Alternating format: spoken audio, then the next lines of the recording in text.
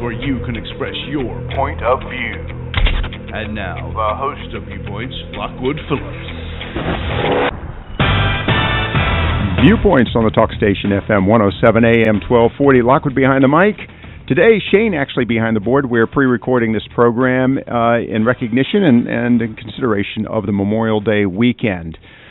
And it's an important and I think a very poignant time of the year where we pause and recognize for those that have given their ultimate sacrifice, their lives in defense of this country, its Constitution, and above all, its principles. And as I've said many times before, it's a concept that goes beyond just humankind. It is, I think, one of the greatest principles. It's, quite frankly, as noted, an inalienable right given to us by God, and that is our freedoms.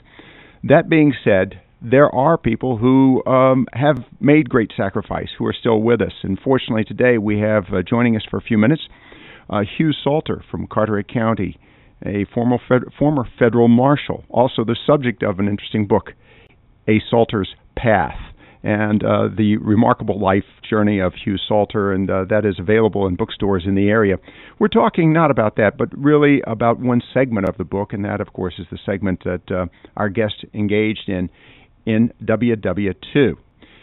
We're going to also be joined in a few moments by the author of A Measureless Peril by Richard Snow, and the book subtitled America in the Fight for the Atlantic, the Longest Battle of World War II. That, interestingly enough, coincides with Hugh Salter's life because he was engaged in that battle. And so today, before we get to our guest Richard Snow, and Mr. Salter will be joining us in that conversation as well, I just want to welcome him and thank him for taking the time to be with us this afternoon. And Hugh, I always, of course, refer to you as Marshal because you were a federal marshal. It's an interesting experience and background as well. You served under two presidents as a federal marshal. Is that three? Okay. What three? John Kennedy?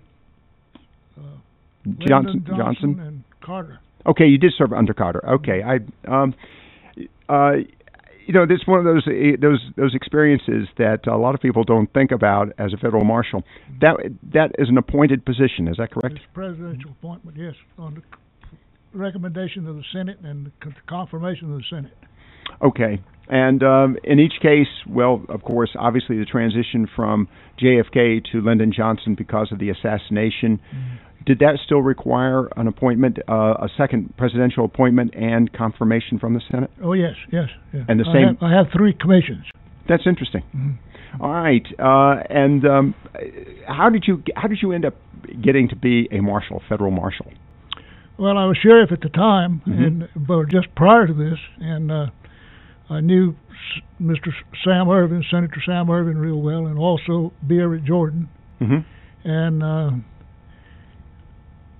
Upon the election of Kennedy, Senator Jordan and B. Everett Jordan, and Sam Ervin. Sam Ervin, yeah. They both recommended me to the president, and then, of course, when he appointed, then the Senate confirmed it. Okay, as a federal marshal, what were some of your jobs? Oh, it's to guarantee the safety of the judge to start with, mm-hmm. and also to serve all the papers in the federal court, seize all vessels, mm-hmm. and this type of things. Same principle as a sheriff of a county, other than that it's wider spread. I had 44 counties in the state of North Carolina, Eastern District. All right. Again, Hugh Salter, our guest, and I just want a little background on that because, again, I grew up knowing him as Marshal Salter. And let's talk about your experience going into World War II. How old were you when the war broke out? We're asking your age here, so my apologies. Well, I was 20. Okay, and what were you doing when the war broke out? I was in the Coast Guard, joined in 1940, and joined there when 19 years old. Why the Coast Guard? Well, we thought it was a better outfit. You're from where?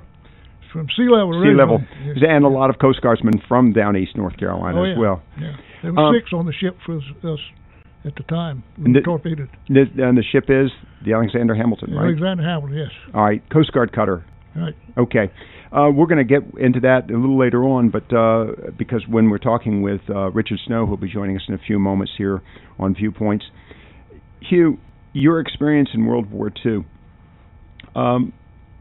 obviously renowned as the greatest generation. You've seen a lot of the stories about World War II.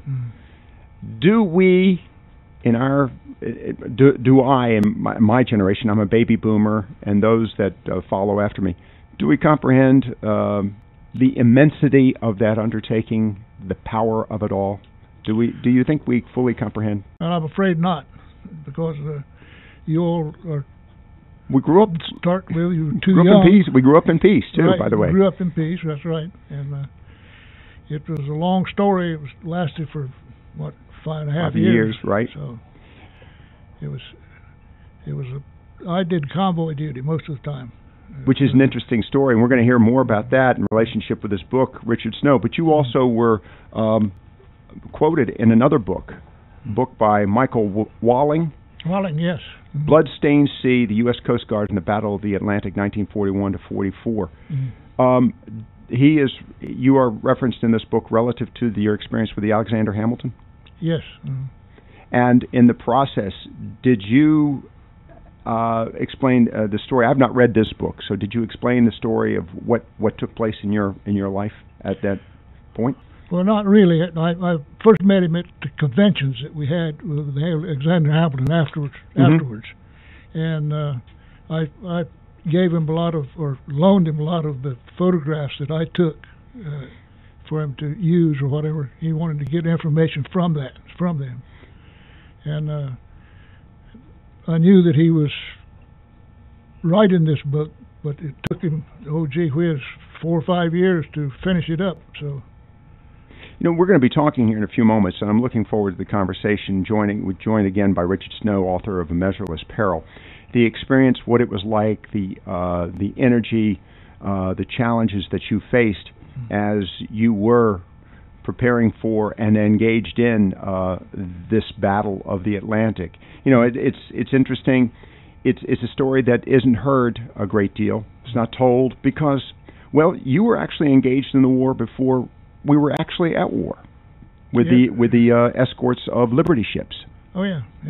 And I think that's another aspect. You were actually involved in the war before it was a declared war. Yeah, we were out on patrol before the war was ever declared. In other words, we were there when President Roosevelt issued the statement to fire upon sight. Really, that was the start of it.